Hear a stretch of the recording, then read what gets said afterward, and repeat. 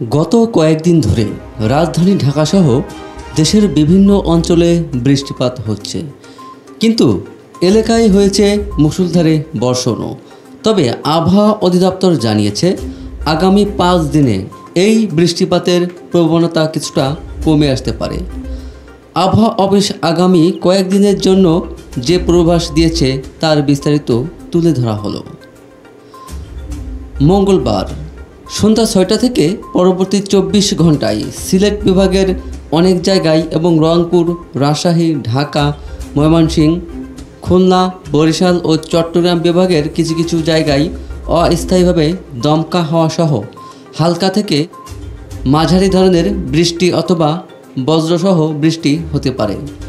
একই সঙ্গে সারা দেশের কোথাও কোথাও মাঝারি ধরনের ভারী বর্ষণও হতে পারে।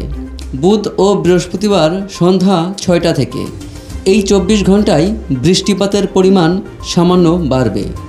চট্টগ্রাম ও সিলেট বিভাগের অনেক জায়গায় এবং দেশের বাকি বিভাগগুলোর কিছু কিছু জায়গায় হালকা থেকে মাঝারি ধরনের বৃষ্টি হতে পারে। এ সময় দেশের কোথাও কোথাও মাঝারি ধরনের ভারী থেকে অতি ভারী বর্ষণ হওয়ার সম্ভাবনা রয়েছে।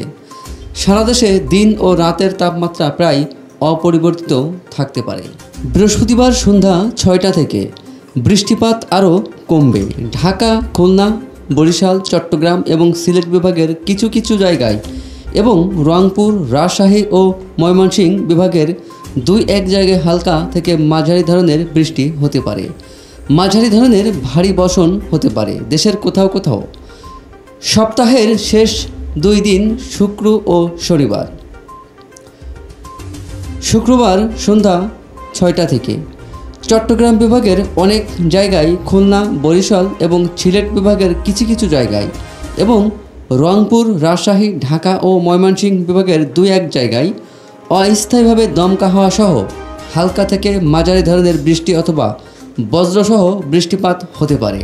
সারা দেশে দিন এবং রাতের তাপমাত্রা প্রায় অপরিবর্তিত থাকতে পারে।